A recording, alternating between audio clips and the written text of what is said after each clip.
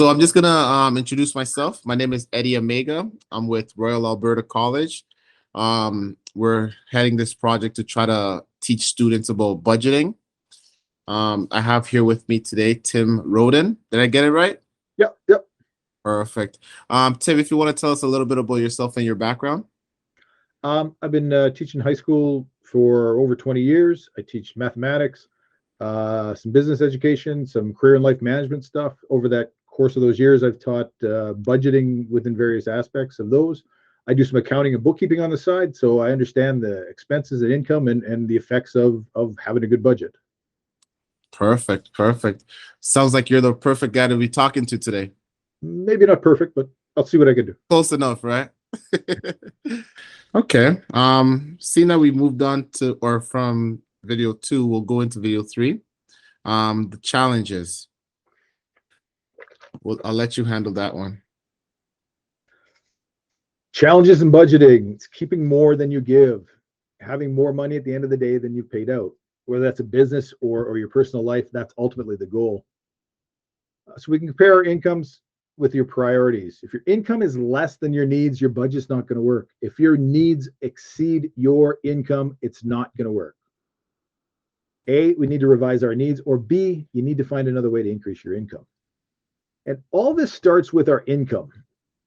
That generates how we're going to, the income controls our budget as opposed to our expenses controlling our budget. If your income is less than your needs, your budget will not work. You simply don't have enough money to sustain your current situation. This is what an important concept to understand. One of the underlying factors is why people get into debt is we outspend our income. When this occurs, you need to find ways to change the amount you spend on your needs.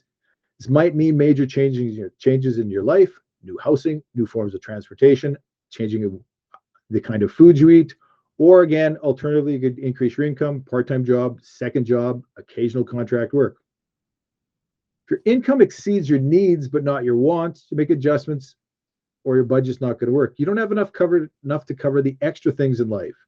You need to find ways to reduce the amount you spend on your wants, and that's going to change in your lifestyle. Hopefully it's just minor changes needed and your lifestyle won't change a lot. But you may find yourself that you have all work and no play, that you have no money left over. You meet your needs, cover a few of your wants, but there's nothing there. If you're highly disciplined, the short-term pain for the long-term gain works. If you need more of the spice of life, then re-examine some of your needs and make adjustments to them to free up more money for things that you and your friends and family make you smile. Maybe take on a roommate. The first year I moved out to university, it was me and my friend, and I paid him the money for our rent.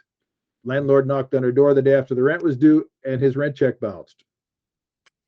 We got another roommate right away. So now we had 3 of us. So that was a major adjustment to lower my needs. Rather than me always have to worry about covering my roommate's rent, I got another roommate. So that was a change in my needs so I could still have the wants I wanted and cover those. Most months you'll be within your budget. You didn't exceed what you planned to spend, but other months you might be a little over. Life happens, things occur, and we can't foresee everything. The important thing is to keep track of your spending, adjust in the months that follow those bad months, and make up the difference so you get back on track. Budgeting is a long-term activity played out month by month, so that in the end, the goal is to be ahead, not behind. After being ahead more often than you're behind allows you the ability to absorb the negative effects of rarely being over your budget. Now, if you're lucky and your income far exceeds both your needs and your wants, then you'll be fortunate to be able to save money. Saving allows you to build up funds to achieve your goals, and savings are also essential to build a reserve to meet the expenses incurred and occasional events and emergencies.